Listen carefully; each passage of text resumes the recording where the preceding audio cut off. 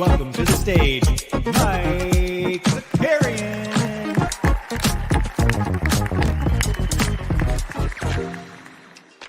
What's up, everybody? We're back. We got James here. It's been a minute since we've dove into the F1 streets. And James, what I will say right off the top is when I was looking at the F1 stuff, I was like, you know what? So much has happened in like a short amount of time. It feels like such chaos. But the way that it's broken down in the rundown, I was like, well, I guess it hasn't been too chaotic. But a lot has been going on, right? Yeah, I would say this is probably a little bit busier off season than I've seen in most years.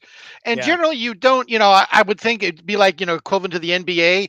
How often does the NBA turn over, say, 7 or 8 head coaches in a period of 3 or 4 days? Yeah, I mean that's what it was. He's probably right closer to the NFL, if anything, right? Where they Yeah, don't call it Black Monday anymore because they're like, we don't want to celebrate the losses of jobs or whatever. But basically, that first day after the regular season, right, when they're like, okay, we're moving on.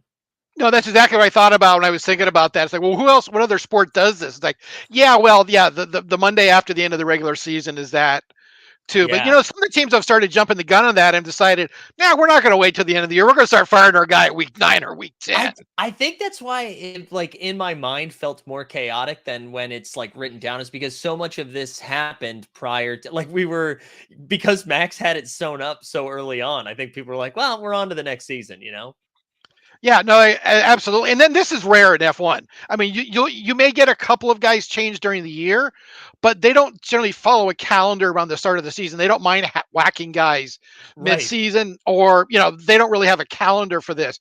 Plus, there's this thing generally in Formula, which is kind of odd on some of these changes when we talk about them, is that they generally have a thing called gardening leave. Meaning, because of the knowledge they hold, they don't generally let somebody walk away from a team in a current season. Because when they're working on the next year's car, they usually make them wait 6 months at least. Almost like an NBA. But it's gardening leave. Basically, you get paid for the rest of the year, but you can't start with the team till January if you decide to walk away in June. And then whatever knowledge you've got, hopefully, has been minimized by the start of next year. Right. It's very common with the technical staffs. That makes sense. And it happens a lot with the principals, but this is kind of odd that they're actually this year everyone just seems to be jumping around almost instantly to the new teams. I wonder why that is. I wonder why that is, especially because there's been so many of them. I wonder why they what's different about this year as opposed to years past. It's interesting. I don't know. I don't know if it's because of these guys don't hold technical knowledge anymore. Generally, because most of these guys are business people more so than guys that have come up. The Bonato is a guy though. I mean, started as an engineer. He worked in the engine program in like 1989 or 1990 at Ferrari, and he's been there like 30 years. Yeah. Though again, I'm sure he hasn't dealt too much. But I mean, he's a guy that would understand the technology of the engines that they build, and could very much have a hand in knowledge and passing that on to wherever he may wind up. But let's get going, and let's start with maybe some of the 22 driver changes, and we'll kick it off there if that's okay. Take it away. Yeah. So as we said, off season. We'll get back to when we're going to be starting the season up at the end. But 2022, we ended up with, of course, Max Verstappen as the champion, and Red Bull as a constructor's title. Nothing really changed in the last few races, just jumbling around positions. But the key thing is drivers for 2023. Now, Logan Sargent had already been named as a driver pending his final race in Abu Dhabi, because he had to finish at least 5th in the F2 standings to get what's called a super license, meaning the right to run in F1, because they limit the drivers. You just can't, Mike Zakarian just can't say win the lottery and say, hey, you know what? I got $10 billion. I want to go drive for Red Bull next year. And Christian goes, you know what? We can use the money. Hop on in. It doesn't work that way.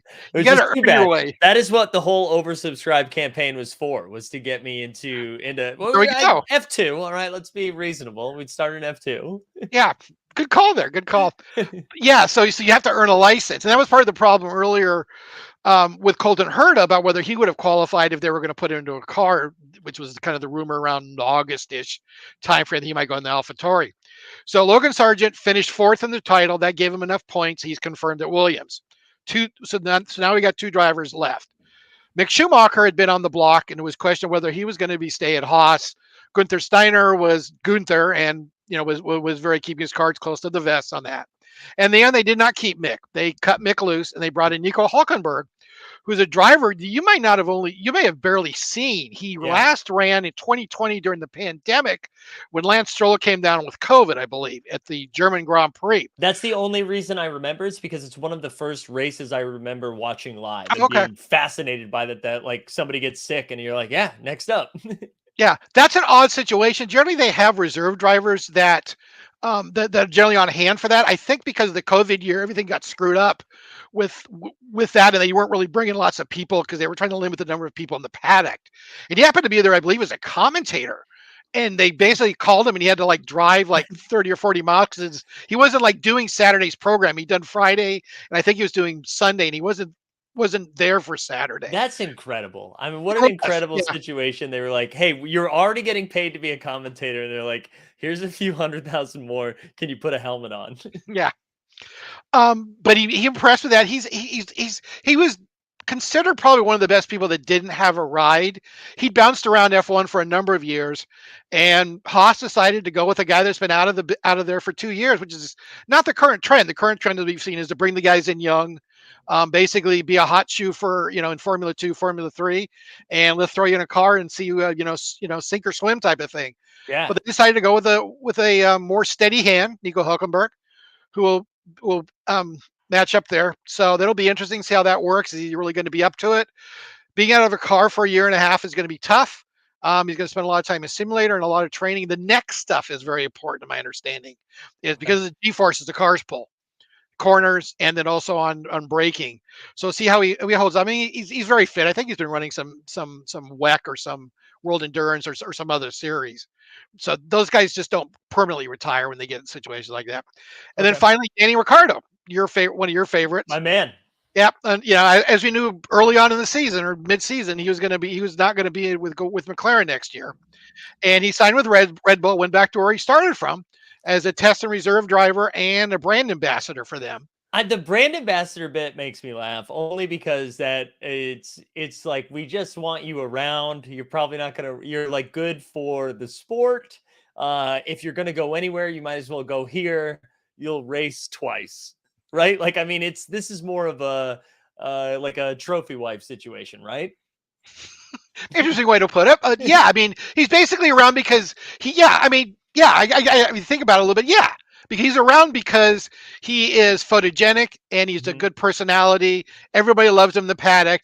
He does well with sponsors. So yeah, from that sense, yeah, I mean, basically he's someone that people want to deal with.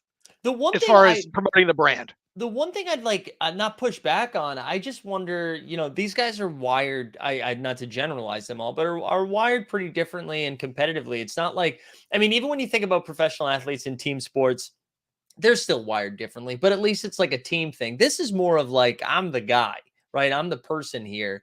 And then to just sign on to be like, yeah, well, I'm going to be a background guy. So I just kind of wonder like how self-aware Danny is of like where he is in his career right now, or if he's kind of thinking like, just wait till October and I'll be behind the wheel again. No, that's a good question. That's one of the things that's been questioned about him. This is done by some guys. If you remember, Alex Albon did it for a year. He stepped out for a year, but he was 22 at the time. Right. Danny Ricciardo is 34. Generally, and like has won stuff, right? Where Albon was like just kind of getting his first run at it, right? Yeah, no, exactly. Yeah, none of these guys are generally. I mean, the only guy that did it was Fernando Alonso did it, but he kept his hand in. He ran the Indy 500, and then basically he came back. But again, he was a two-time world champion. A little bit different, not the slight Danny Ricciardo, but a little different chemistry and a little bit different history than with him. Right. There's a lot of people questioning this because evidence was that he could have had the Haas drive if he really wanted to push for it, rather than Nico Hülkenberg, because they were looking for an experienced driver, which is why they brought Nico in. And there's some comments that are made by him to the point of he was kind of burned out. He kind of didn't really understand if he still loved Formula One racing. I don't know if it's because of the 10 years he's been in the business, or if it's because of what happened to him at McLaren and how kind of earth-shattering and ego-busting that was. That someone that was lured there, and won their last race. He still is the last race winner for McLaren. It's crazy. But 12 months later, he was unemployed, and I don't know if he was just broken by that in a sense, or if it was simply something else. But he said he needed time away, so I don't think from that aspect, I think he's okay with it. I don't know his chances of getting back into a car. Now I don't know what if it's something where Christian is very interested. 'Cause remember, like I said, he's been there before. Remember, he turned down a very decent contract with them to pair with Max Verstappen when Right. he went off to Renault back in 2017-ish, I think, or 18. Right. Right. So he could have been there. It wasn't like they booted him out or anything. It wasn't like Albon where they said, have a, you know, hit the road guy. They wanted to keep him. Christian wanted to pair him with Mac. He thought they'd be a very good pairing. Now I don't know if it was if he decided he looked at Max and goes, nope. No, thank you. I can see the writing on the wall. I'm good, but might not be Max good. He might be, the next Lewis, the next generational talent. I do wonder F1. if he didn't have his experience in McLaren and Renault to some sense, if he'd even be okay with this, right? But I wonder if he's kind of like we were saying, the writing is on the wall a little bit, and it doesn't like. Would you rather be in a comfy situation with Red Bull with the team that you're familiar with, that you like, knowing that like you're probably going to get some championship aspirations from that experience, versus going to like Williams or one of the like Alpine or something like that? Not even that offer was on the table, but would you rather get your teeth kicked in for 2 more years or kind of like slowly transition into retirement? Yeah, no, that's a good question because like Haas obviously is not at the top of the grid. There's no world championship possibilities. Right. There's no race winning possibilities there. Does a year at Red Bull? Because the point I was going to make about like I said, they seem to kind of treat it like family at Red Bull a little bit. If you're a guy that's been there for a while, especially like Vettel. I mean, there was talk of Vettel going back after Ferrari kicked him loose, and he didn't. And because Chris is like, no, we really don't have a spot for him right now. But I don't know if it's kind of the thing where they're looking at Perez and thinking, okay, well, let's see what Perez does next year, and if not, we could put Danny Rick in the car for 24 if that doesn't pan out. It is kind of like a decent insurance policy, right? Like if you're not trying to win races, but just trying to like secure an 8th or something like while it's going on. Yeah. If like something happens. Yeah, but then again, if he does go to Haas and he is able to actually drag that car up and into the points consistently, he looks really good and he becomes really, really popular and really, really valuable in a sense.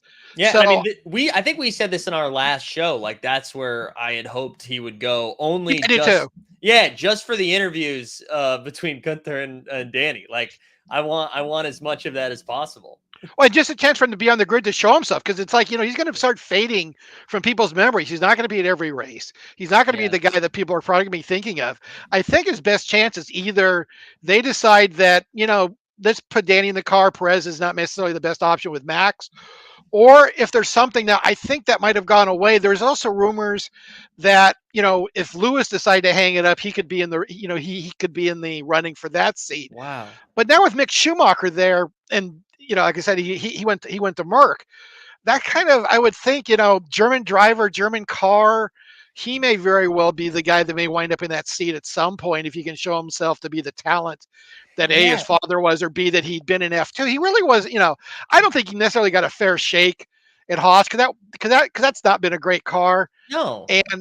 But he did get beat by Magnussen this year pretty soundly. But he did start scoring some points. Finally got the points. Finally got that thing off his back.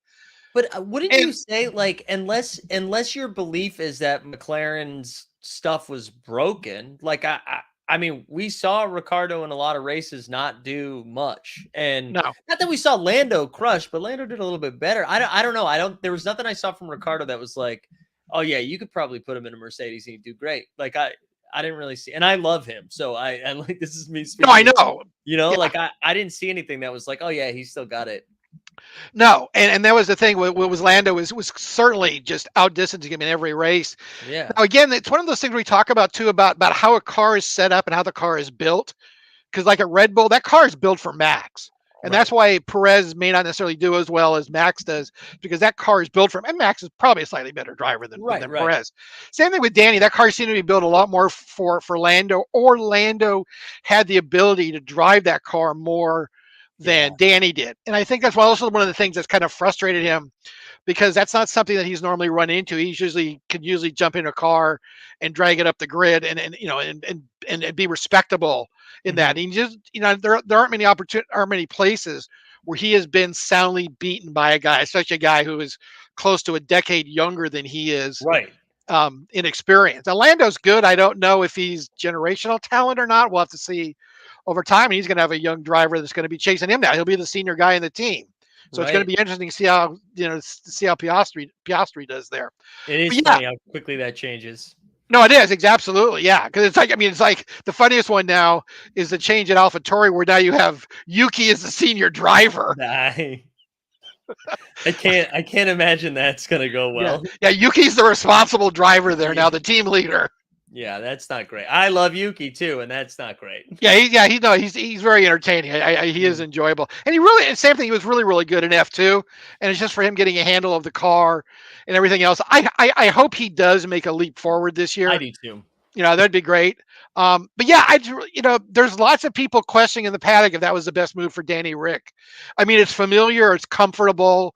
He'll be around friends and people that he knows and a team that he's been with. It But makes me for wonder, honestly, if there was some sort of long-term conversation that was had with yeah, Red Bull ownership about like what his future in the industry could look like. Because if I don't believe, I mean, I don't know, but I don't believe that he was like, oh yeah, this is the best racing situation for me. And if he's thinking business, like the best situation, like someone would have paid him a boatload to do any sort of media commentating related, like he could do whatever he wanted, right? And that's ABC Austrian Broadcasting, they would have oh my God, right? Like yeah. they just drop a bag for him. So it makes me think that there was almost like a Mark Cuban, Dirk Nowitzki situation where they were like, just, come back, do this for a couple of years and here's some like ownership in this. And it's maybe not that, but having some sort of role like moving forward, not just like the next 2 years. But you brought up a key point earlier was that these guys are very, very competitive. They want, and Danny Ricciardo is a guy and that's the thing was he's chosen the money already. He doesn't have a problem. He's not really worried about where his next bag of cookies is coming from. That's true. That or is true. probably next bag of cookies for the next 50 years. Yeah. Because he got big money at Renault and he got big money at McLaren. Yeah. And that's part of why he left, because he wanted big money and he thought he could step up as a team leader. That didn't pan out. But yeah, maybe it is something. Maybe he's decided that, hey, I've done this for 10 or 11 years. I've globetrotted.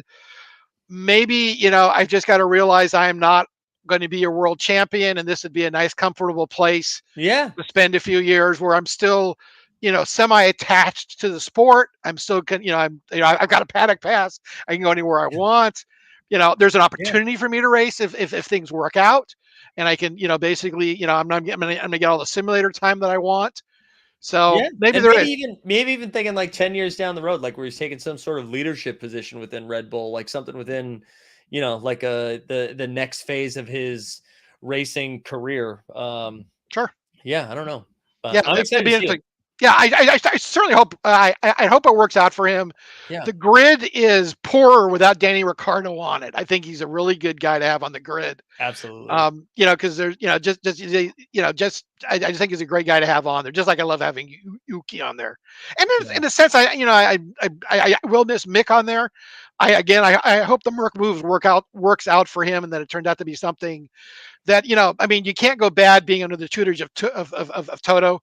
It's got to be a great learning experience for him, because Haas is a Formula One team, but it's not Mercedes. They're the cream of the crop, and he's going to learn so much about how you run and it's funny because I guess evidently there's an interesting thing when they signed him. I saw an interview on the Mercedes YouTube channel where evidently he'd been snuck in there in like 2015 or 16, and he ran it on the simulator. They set up the simulator for a run for him. I think when he was getting into F2, maybe it was later than, maybe it was like 18 or 19. I guess that's because of his dad's experience and all that, but they felt that they owed him one, and they put him in the simulator. So he said he'd been in there before, which is interesting when they were introducing him as the driver. Like, oh, no, I was here one time. And they kind of went in the story about how they kind of snuck him in one, I don't know if it was on a weekend or something. Yeah. And because nobody knew about it. I didn't know about it. No one had heard about it until he talked about it when he was signed. So that's kind of interesting. I really hope he's a learning experience. He's young enough to where he can, he's not jaded about the sport yet, even though he's kind of grown up in the sport with his, with his dad being who he was, or who he is. But it'd be interesting to see if he can learn from it, and it's something that maybe will pan out. Though the thing is, at Mercedes is if he thinks he's going to be the next Lewis or the next driver for Lewis, Lewis keeps talking about he's going to be around for at least 2 more years. I don't know if it's him or Alonso are going to be the 2 oldest guys out of the sport at some point. Wow. Yeah, because how old would Lewis be at that point? Well, I think Lewis is 39 this year, 38 this year. Wow. So I mean, he's still like 2 years younger than Alonso. I don't know if it's a Tom Brady thing where all these guys now think they can drive to 45. right? Like the rules have changed. It's bizarre. Yeah. Yeah. No, absolutely it is. Like what 40 is or 50 is the new 40 or 45 is the new Right, 35 right. or whatever it is for those guys. But yeah, Lewis keeps talking about he's got, it was just kind of surprising because he has so many things he does external to F1. Right. And I would think that he's kind of like, look, I made my money. I won my titles. I really don't know if it's because he's still so irritated over that 8th title that he thought that he had won, that he didn't win, that I don't he blame him. thinks because because that does set him apart. I mean, he is tied with Michael as the GOAT of all time.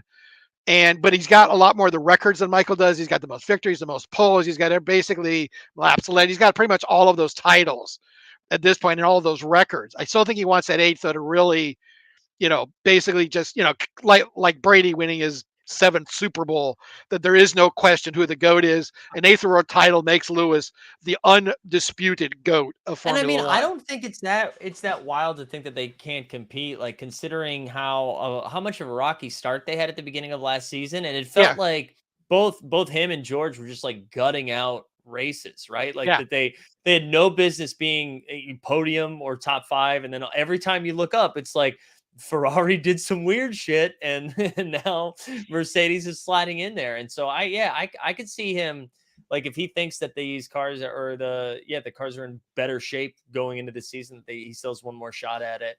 I'm like weirdly, I was not a Mercedes fan, and I'm like weirdly rooting for them now. Now that they are no longer the prohibitive favorite, I'm like, okay, yeah, let's go. yeah. People love underdogs. America loves an underdog. Yeah, yeah, So that cleaned up the changes again. Like I said, we're going to see how this pans out over the year. We're going to be here, and it's going to be interesting to Mm. watch.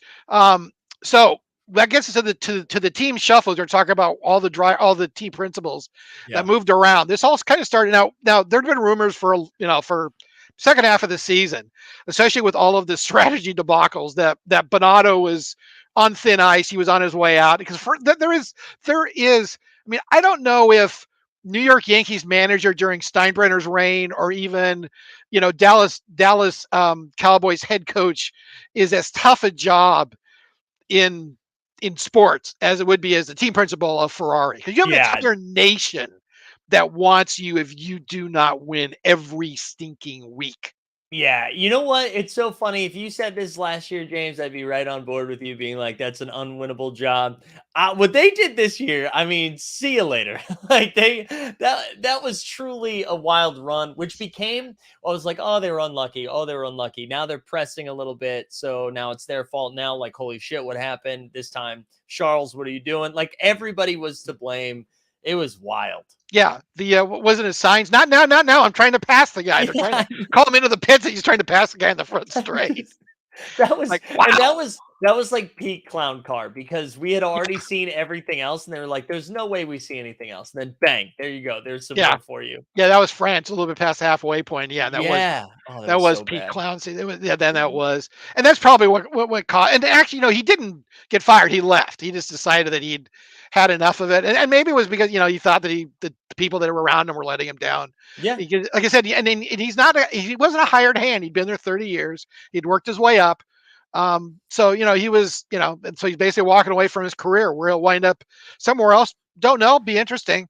Yeah, I was gonna say, do you think he takes some time off, or what do you Yeah, think happens? I would think he was. I would guess that he, either he's going to get paid or he's got something. Because I mean, that's a, I don't know what Ferrari pays. But that's a $3 to $10 million year job. So I don't think he's worried about where his next bottle of Chianti's coming from. I think he's pretty well covering that. There may be a severance payment or something. I'm not sure if he was out of contract at the end of this year or not. Okay, so Yeah. he starts the ball rolling on November 29th by resigning from Ferrari. Very quickly, the rumors started bouncing around who it was going to be, and Fred Vassar, who was the head of Alfa Romeo, the team principal there, was the name that kept popping up for a lot of people. But he's like, no, that doesn't make sense. They generally hire Italians. I mean, there's somebody that's that's got connected, someone that's maybe one of the junior or that's run one of the junior programs in Ferrari, or someone that's been on the commercial side. They like to bring in sometimes the commercial people, and they basically have an engineering talent, and they have a commercial person that runs the business and the team, shall we say, and then he's got a strong technical person underneath him that runs the technical side of the business. Mhm. But no, they went out and got Fred Vassar from Alfa Romeo, which basically started this whole this whole cascade of things. So, but before that, day before that, on Monday, the 12th of December, Jos Capito and X Demonson, who's the technical director, resigned from Williams. Now that was because Williams is still undergoing changes from his ownership situation, and Capito was always known to be a stopgap guy. He and X Damonson, who's the technical director, are both ex VW people. So put those names in the back of your head as we go through this, and they may pop up later at some point. Next day, Ferrari names Vasseur as the new team principal. A lot of people aren't really sure why, but so be it. They have brought in a Frenchman before. His name is Jean Todt. He is also married to Michelle Yeoh, the actress, who was nominated for an Oscar this week. Yeah. There's that's I tried to throw that in before with you guys. You're talking to Dustin. There's two pieces of Formula One that connect to the movies, and that's one of them. The other one is in Andor. If you've watched it, one of the scenes in one of the terminals where they're getting shuttles is actually the McLaren is McLaren Technical Center. They filmed it in the McLaren, and then they just basically green screened everything else in. Wow. So yeah, so there's actually scenes of it shooting in McLaren. Actually, I'm watching Andor right now. Really good, by the way. It is great. I got about 3 episodes left. I may try to get them after this.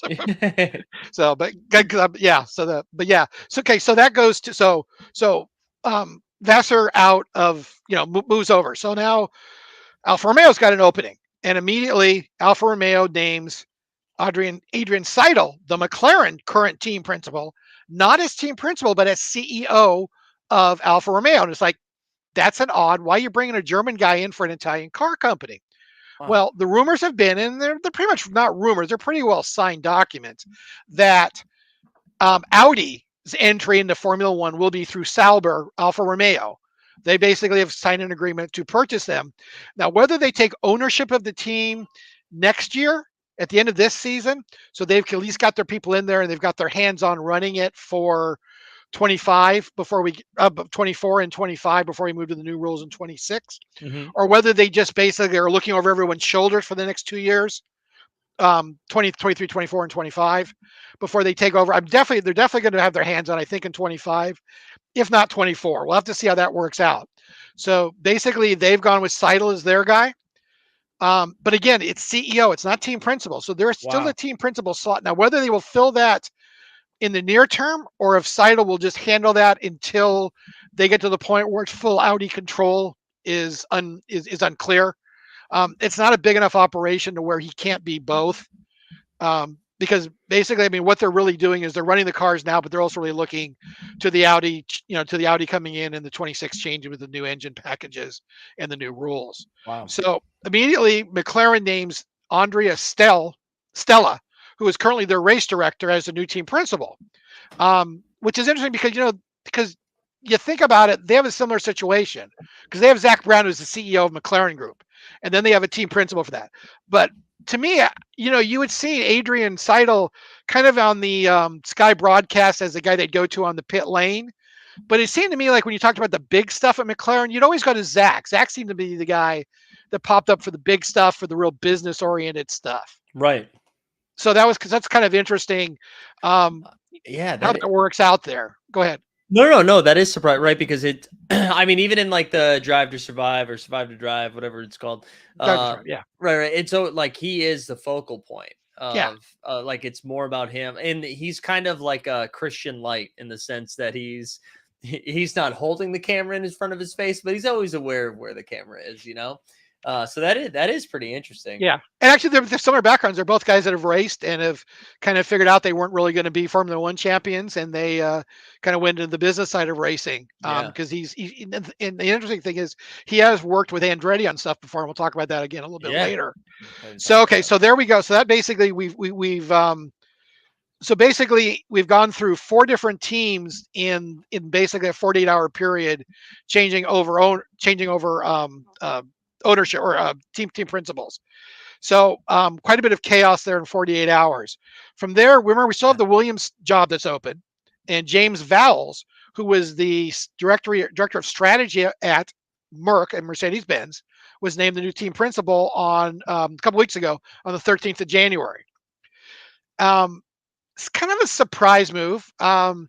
Lots of questions, lots of rumors. Toto's made mention multiple times now that he wouldn't mind if someone else came along to run the team. That Christian may have a stake, but in the olden days of Formula One, the guys who were the team principals generally were the guys that owned it. So Frank Okay. Williams was the team principal at Williams. A number of those guys, Bernie Ecclestone, when he owned Brabham, was the team principal at Brabham. And generally, they were the guys that owned the team. That has changed over the years. Now they're are hired hands. Toto is different. Toto is a guy that owns 30% of the Formula One team. Oh wow. So basically, you just can't send him packing because he owns a third of the company. You'd Right. have to do that. And he actually owned a stake in Williams before he was named the head of Mercedes Benz. So he has talked about that. Now he can certainly retire his, he can certainly walk away from it and take and keep his equity stake. There's no rule about that. But he's not likely going to get run out there. There's generally not going to be, come up there, going to put his hand on his shoulder and say, Toto, I think it's time for you to go and, spend some time with the family. Right. Where services are no longer needed. Here's the door and here's your box of belongings. Have a nice day. You're right. Right. But with the utmost German efficiency while doing it, of course. Yeah, of course, of course. So that's unlikely. But he's been there. What is he? I think he's been there. Would you go 10 years now? Yeah. So I think he was there in 13. So this will be his 10th year. It's obviously a tough job. It takes lots of time. He's got, he's got 2 or 3 kids. Susie Wolf is his wife, who's a former racer, and she actually ran the Mercedes Formula E team a few years ago when they were in there. And it's kind of funny. I was always kind of hoping that they would name her the head of Williams. Yeah. I thought that would just be great because she's been affiliated with Williams in the past. I just thought it'd be so funny that the first husband and wife team principal on the grid. That would be because they're looking to promote women.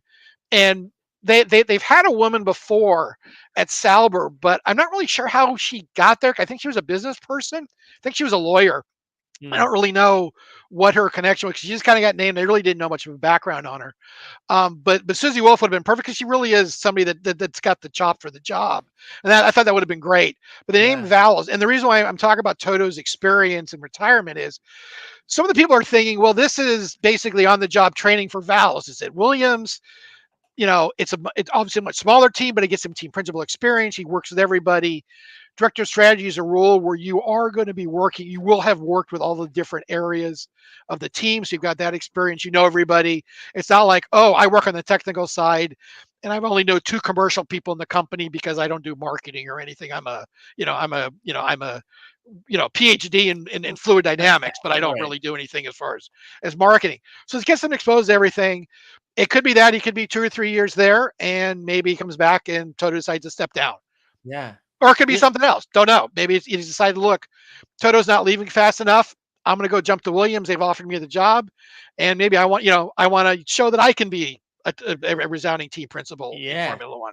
It's kind of funny looking at all this too and just kind of zooming out. It is so funny that if like Benito doesn't leave and say he doesn't get fired, like I wonder how many of these things don't happen, right? Like because as you kind of said earlier on, like there was a real like domino effect of once that happened, and like for all this to happen in 48 hours, like once that happened, everybody was like, okay, yeah, well, we need this person, and everybody gets shuffled up. Yeah, no, that's a good question. It probably wouldn't have. I mean, the Seidel thing, it seems like Audi had picked him, so at some point that would have happened, but definitely no, would not have happened in the time frame that we're talking about. Absolutely not. That would not have have occurred. No, what was the guy that was with Ricardo at Renault? Cyril Abitu, who was the team principal there. Okay, every time I was hearing Seidel, I was thinking of that guy. Oh. And so I was like, wait, is he back? So that's why. No, oddly enough, though, he did pop up a couple of weeks ago in news.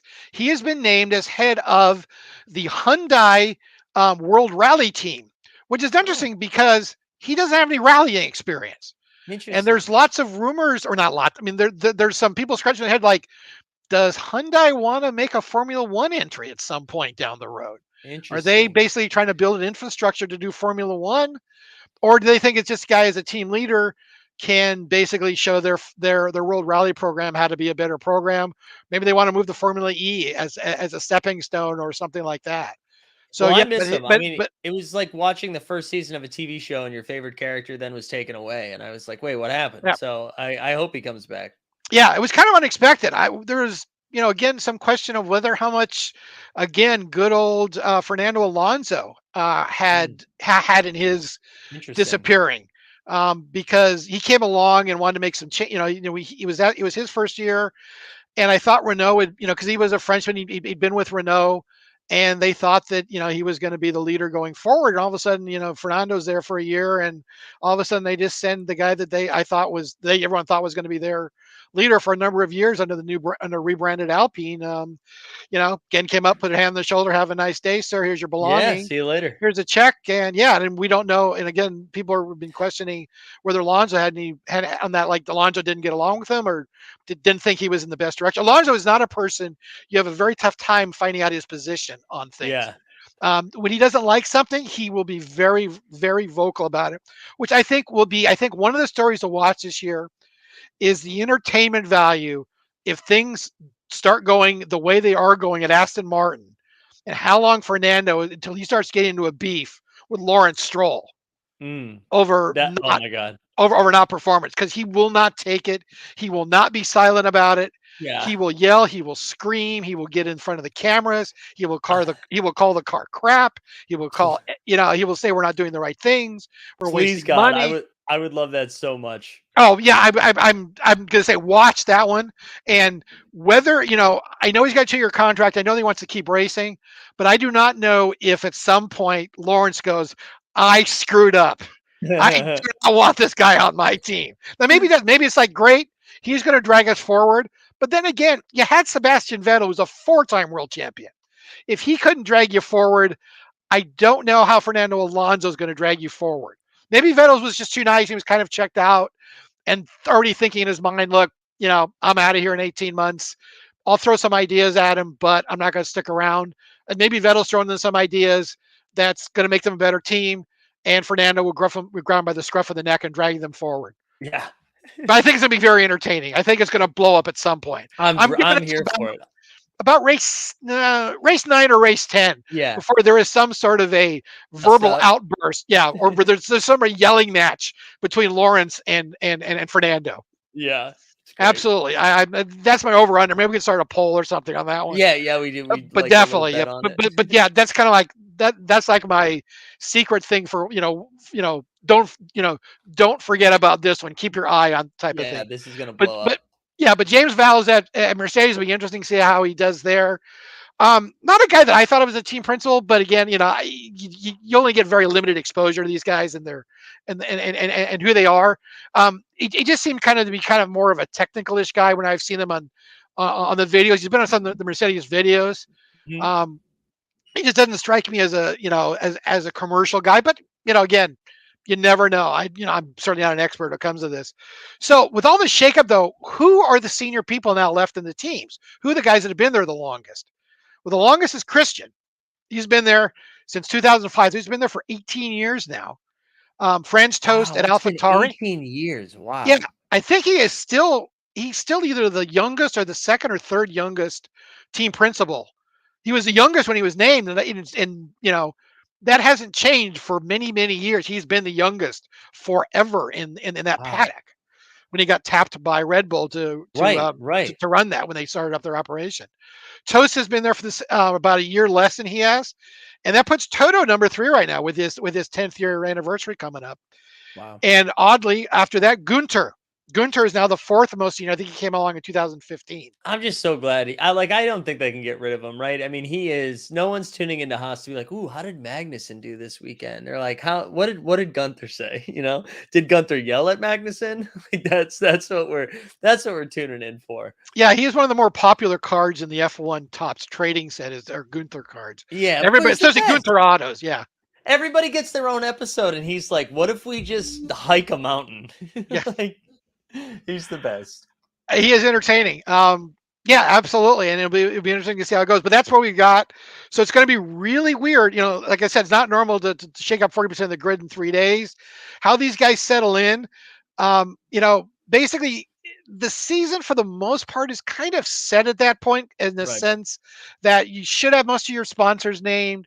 Your car is maybe not built, but you know what it's going to look like. Now you've got final wind tunnel testing, and you got preseason tests, which we'll talk about in a few minutes, and such. But you're pretty well I mean, it's not that you got nothing to do. The teams are extremely busy getting the final stuff and getting that car. Right now, everything is either getting the final sponsors signed or it's getting to the car built because you're going to start doing livery introductions. We're going to talk about those too in a little while. But it'll be interesting to see how these guys work out. So if you see some stumbles out of the gate for some teams, look for the teams that have the new people to where the errors or the problems might be. How smoothly the teams be running, how in sync are they? Will they have stuff like crazy pit stops because they got new people making calls and stuff? Because I know Ferrari's got a new strategy chief because God knows why that guy would have kept his job. Yeah, can't be Oof. worse. Can't be worse. Yeah, really. Yeah, really. I mean, I think you could have. I think you could have done a Twitter poll for strategy, and you couldn't have done any worse on it. I mean, absolutely. I mean, it really became it was one of those things that reminded me of being a Red Sox fan before we won a World Series, where it was just like no matter what the scenario was, we were gonna botch this once it came down to it, and we'd find different ways to do it every time. And I think it was like truly a mental thing. So I don't think any of those people who are bad at their job. It was just like that needed to be a snow globe that was shook up there. Yeah, no, the strategy guy might have been bad at his job, but yes, but no, I was in a wine tasting group with a guy that was I think in that point in his 80s who had never seen a Boston where he's from Boston, he'd never seen a World Series. The funny thing with him was, and tell me if you're the same, he was more happy beating the Yankees to get to the World Series that year than he was winning the World Series because the fact they beat the Yankees to do it was what made his. I'll tell you what, the most common conversation that we had after because it was like a few days between, because it was the Rockies, I believe they played in that first one. It was the Rockies or the Cardinals? I think it was the Rockies. Yeah, not sure. It might have been the Card, but yeah. I know they beat, either way, I remember there was this conversation like, what if we just get swept by the Rockies? Are you going to be devastated? I think it was actually the Cardinals, and I'm thinking about it. Would you be devastated? And I was like, no, I don't think so, man. We beat the Yankees. Yeah, exactly. That was his thing. Yeah. But we were convinced we were going to lose, though. Even after we did, we're like, we're not allowed to have too many nice things, but at least we get a nice thing. And I can tell you, because I lived right outside Fenway when it happened, there was way more rioting when they beat the Yankees than when they won the World Series. Oh, interesting. Okay. It was the Cardinals. It went Cardinals, Rockies, Cardinals. I think that's what it was. Yeah, I felt good for him because he was in his early 80s at that point. He'd never seen one, so he was a lifelong Boston fan. So one of the things I mentioned earlier was Yas Capito leaving Williams, and again, I don't think it was as much a firing as it was the ownership was looking for changes because they brought him in as an interim to get the thing stabilized, to get their imprint, and then they're going to bring in somebody else. He's German and he's worked with VW. VW owns Audi. I would not be surprised to see him and possibly X Demonson show up in a year or maybe sooner as team principal and maybe technical director at Audi. Maybe not, but I would not be. Capito's name might show up at some point in some role at Sauber / Audi going forward. So put that in the back of your mind if he does pop up. Don't be surprised as you might think. Yeah. So from there, let's transition into any questions on the shakeups or anything else? No. I'm excited to talk about our next little topic here. Yeah. So we got Andretti. So Michael Andretti had an announcement on the 6th of January that they have brought General Motors, especially the Cadillac brand, as their partner into their Formula One effort. And there's been a number rumored that General Motors is willing to spend upwards of $1 billion on this effort to basically create put together the technical aspect, the engine, and build a power plant, along with bringing whatever racing and team experience that they need. Now, Cadillac is a brand that you'll be seeing them this weekend in the 24 hours of Daytona. For anyone out there who's racing fans, that'll be on this weekend. It'll start Saturday, I think at 10ish or 11. No, later than that, probably noonish or 2 o'clock Eastern time for the 24 hours at Daytona. I mean, of course, we got football on Sunday, but if you're a race fan, you can kind of put that in the background. They'll be there. They've also run Le Mans before in the 24-hour. They run the World Endurance Championship. So they've got some racing experience. They're not completely newbies to this. They've been around for a while. I believe they've won Le Mans in the GTC classification, which isn't the prototype. It's basically the sedan car classification. They're running against a bunch of Porsches for the most part. Maybe some spec Ferraris. So they've got experience. But the question is, now this is out of many different things. But one of them has been, is that the comments when, remember, Andretti has been trying to push his entry since earlier in the year. He was Right. in Miami. You remember, you see pictures of him walking around trying to get signatures on a document and him having interesting conversations with Christian, who appeared to not be all that thrilled about the idea of 11th team coming in. Right. All of them are protective of it. Now, currently in the current agreement that runs Formula One, the FOM, Formula One Management Agreement called the Concord Agreement, there is a stipulation for this because they're allowed to have 12 teams in the Concord Agreement. They only have 10 currently, so there's 2 spots technically that are open. The entry fee, just like the old franchise fee, like we've seen in football and basketball and hockey, is $200 million. That is what it basically is if you want a spot on the grid, start ponying up $200 million and then we'll talk. Put it in escrow and then we can have a conversation about it. The teams are not have felt now because with the cost cap being put into place, they actually have a business that is now profitable.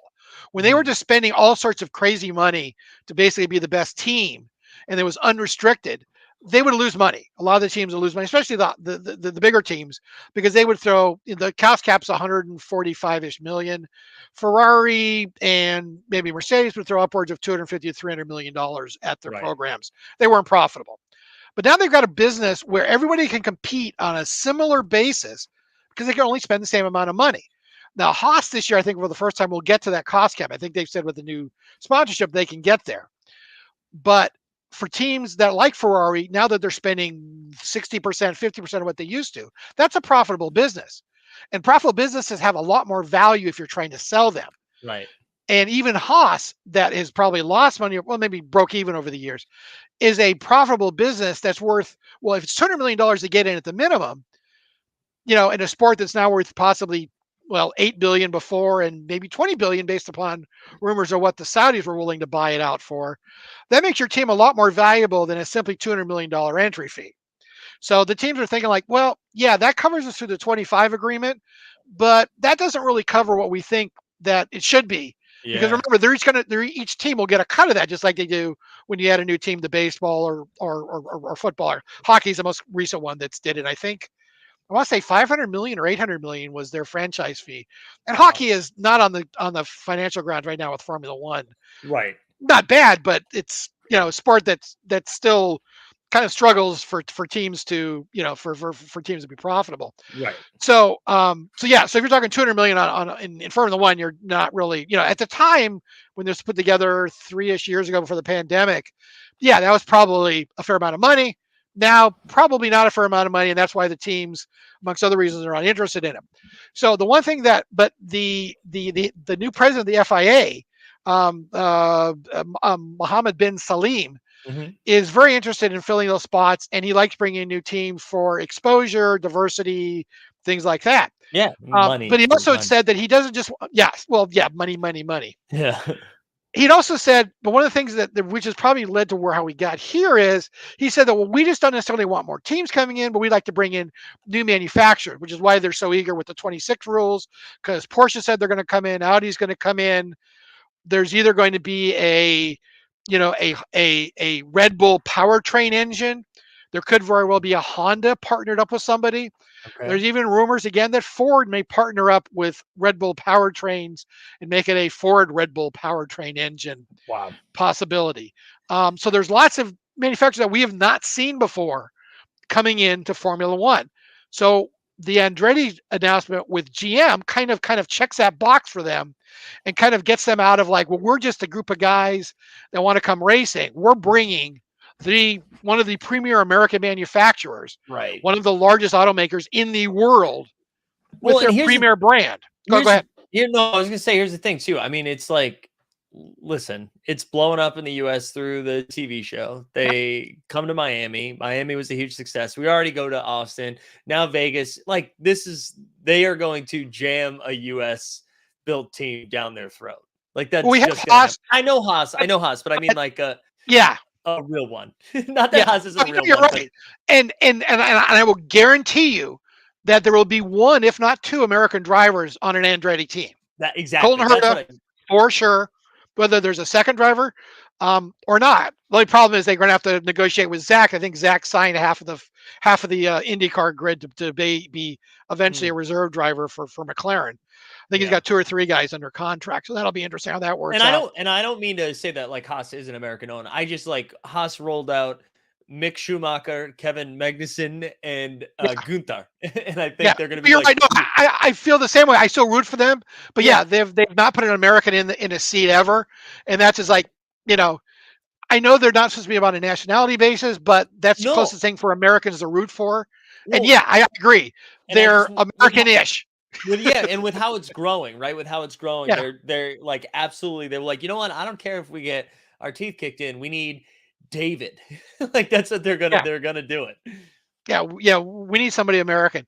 So Yeah. that kind of checks another box. The F1 president has been kind of interesting. It has been kind of, eager about that. Kind of thinks he's kind of like saying, that okay, he's kind of thinking that he likes it. He doesn't have a real say in it. He doesn't own the commercial rights to it.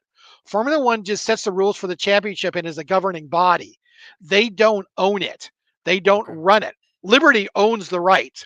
What happened was, and why, if you think it's a little screwy, in 2008, I believe it was, the FIA sold the commercial rights to Formula One, leased them for 100 years to Bernie Ecclestone at the time for a payment of $313 million, which at the time was a good chunk of money. But most people thought for 100-year rights to the commercial rights of Formula One, that was ridiculously small. Um, It was crazy. And the answer was Max Mosley was the guy running the FIA at the time. And his answer was, by the way, Bernie and Max have been buddies for 40 years. And if you ever, they've been, cahoots in Formula One. Max got to basically be the president of the FIA and Bernie ran the commercial side of the business. yeah. So they kind of ran it as a buddy operation for many years. And if you ask Max, his answer is, well, that's all I could get Bernie to pay. It's like, you didn't try very hard to get Bernie to pay. Okay, because that's an insanely low amount of money. Yeah, at the time that was a huge amount and was many, many, many years worth of revenue of the sport. But Yeah. over time, that was just insanely for 100 years. And now it just looks ridiculous. Even if you paid that on an annual basis, that probably looks pretty small right now, with Right. considering Right. where the sport is. And you would have to believe there was going to be no growth in the sport for that to be anything. Plus, I think there's a yearly stipend for licensing fee or two of, and I don't know what it is, if it's 10 million, 20 million, that goes to the FIA Road Safety Foundation or something like that. Okay. So basically, and it's been bounced around after Bernie sold it to somebody else. Bernie bought it back, then sold it to somebody else, and then he sold it to Liberty Media, which owns it right now. And so basically, it's not, so the FIA doesn't run it, and they don't have to say who the teams are. Their only say is that if you sell it, we have to approve the sale to somebody, because we don't want it going to, like, if they sold it to Bernie Madoff, for example, or something like that. They have not really the person we think should be running, should be Right. charging Right. for someone like Right. that. If you're selling to someone who's a shyster or someone they don't Right. agree So like with, a little protection. yeah, if they sold to Donald Trump, they're like, we may not like Donald Trump. That Yeah. may not It's be not the our person best. we Not want to our buy it, best. type of thing, right? So they have that say, and that's about it. So Sullivan's been pushing that, hey, he likes this. It brings an American manufacturer, checks all my boxes. We think it's good to bring them in. The Formula team owners aren't thrilled about it, again, because they don't think it's enough money. They don't think the dilution is going to be there. Supposedly, Michael had 3 or 4 or maybe 5 team bosses that didn't say no. I'm not going to say they said yes last year, but they weren't hard nosed. Let's put it Yeah. that way. So evidently, though, now after the GM notice, if you go back to the teams, he's got 1 and maybe 2 yeses. Now, the reason why he's got 1 solid yes is, and that's Alpine, supposedly, because Mario Andretti had stated in an interview last year that Alpine Renault would supply them with engines until they got their own engine program going. Oh wow. So they're in it because they've got another team. Remember, Renault has no customer teams. There's no one else that runs Renault engines. So they got no test beds. They've got no, Yeah. they've got no guinea pigs. They got no extra data collectors like Wow. William, like Mercedes does, like Ferrari does, like Honda does. Honda's at least got 2. So there's no other data collectors other than Renault, and that helps out. especially when you got different chassis and stuff. Right. So that was a thumbs up from them. And evidently because Zach Brown, because of his relationship with Andretti in the past and their relationships, was a thumbs up too. There is word that the folks at Mercedes went over and had a little chat with Zach and reminding him where his engines come from. And if he likes Mercedes engines, since we don't like the idea, he may not want to really say verbally that he's in favor of Mercedes of Andretti coming into I Formula love One. the flex. I love the flex. So there, I mean, nothing you can prove. I'm sure there's nothing in writing. Right. There's no audio tapes of it, but he may have had a better offer for him than other people did. Let's just put Right. it that way. For doing my worst Godfather impression Yeah. there, No, it's good. but yeah, so it's down to basically one or two at this point. And where that goes from here, I don't know. It's kind of like, well, so the FIA has set a deadline of the end of this year, 23, for teams to submit proposals, and I believe they've set by, I want to say April or May of 24, they would select teams that they would think that they would approve to go into Formula One. Okay. Again, they don't own the commercial rights. They don't have the say. They can push on them. They can bless them. They can do whatever they want. Formula One could go, nanny, nanny, nana. We don't care. We don't want them. Now, maybe they can negotiate a side deal where they say, fine, it's 200 million, but you know what? You're going to give us 400 million if you really want in. Okay. Because you're not obligated to pay any more than 200 million, but we're not going to sign off on unless you pay us 400 million or 500 million. There is no strong contender for the 12th team right now. It's only Andretti for the 11th. And if you really kind of want grid parity, you need a 12th team. So if a 12th team, a strong 12th came forward, now that doesn't mean that Porsche can't come forward and do it by themselves. Hyundai could do it, like I was talking about earlier. VW is probably out because they've got Audi. Porsche had announced, remember, there was big rumors over the summer that they were going to team up with Red Bull, and it was going to be a Porsche engine in the back of a Red Bull in Cup 26. Problem is, Porsche likes control of their operations, and they wanted to pretty much buy at least half of Red Bull Racing. That wasn't on the table. Christian wasn't interested in selling out to a corporate owner. They like what they're doing, and they think they're doing very well, and they won the world title. Yeah. So where this goes from here is hard to say. There has been more things fired across the bow of the FIA by FOM 41 management this week, claiming that the President Sullivan has made tweets which may be in not in the best interest of the sport. Basically telling them to clam up about who we want in there because you don't have a say in it. This is a Cold War that may start getting hot because he's a new president. He likes to show people he's in charge of stuff. And whether he keeps pushing on this or not, be interesting if somebody pulls him aside and says, look, this isn't, you've been in the post 7 months. This isn't a fight you really want to take right now. Learn from John, from John Tost on how he did it. Basically, he was the former Ferrari team principal at the time when he became head of the FIA. Yeah. So he was a guy that had a lot of experience in this.